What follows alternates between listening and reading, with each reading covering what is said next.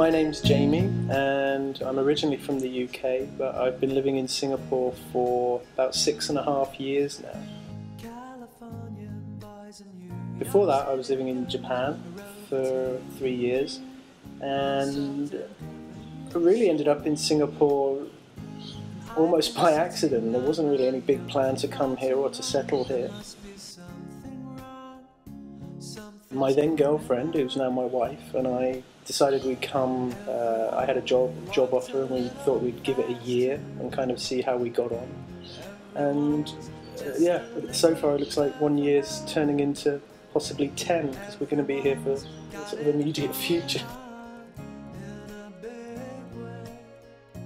You know, I think Singapore turned out to be a really good fit for us now for where we are in our lives, and it's a very friendly city for people who are of mixed background.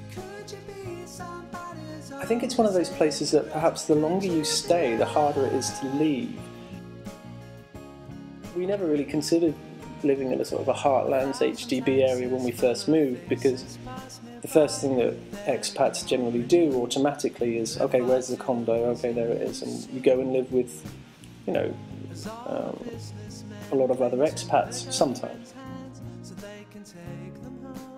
Singaporeans probably take it for granted that they have clean and efficient public transport and that they have, you know, basic infrastructure that works and everything is reliable. But a lot of places around the world where we might have ended up living, it's just not like that. A lot of my Singaporean friends come from playing music together or liking the same kind of films or liking the same bands and going to gigs together, or, you know, and I must admit I wasn't expecting that. I mean, that's the other thing. I mean, I find some of my expat friends, either from the UK or Australia or America, sometimes they complain that they find Singapore dull. They say, oh, I think Singapore's boring, oh, you know, it's all shopping malls, it's all cinemas, it's all food courts. Once you've been to one, you've been to all of them. And to some extent that's true. There are a lot of shopping malls, there are a lot of cinemas that all play the same movies, and most of the food courts are the same. But that doesn't mean that's all there is. There's actually a lot here if you make the effort to find it. Like when I tell friends, well, you know, I play in an indie band with friends, and, you know, we record CDs and go out and do shows, and there's loads of bands here doing that kind of thing.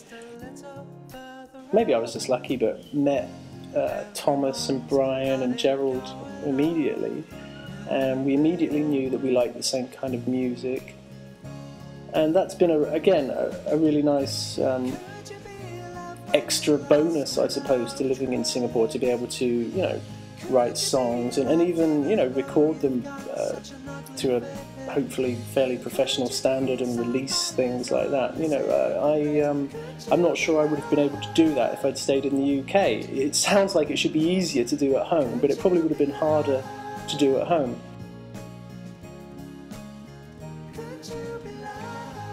I think ultimately the people that you meet probably have the biggest impact on how much you like a place. If you live somewhere and you make great friends there and you have people that you find you have a lot in common with, you're much more likely to stay in that place and enjoy the experience.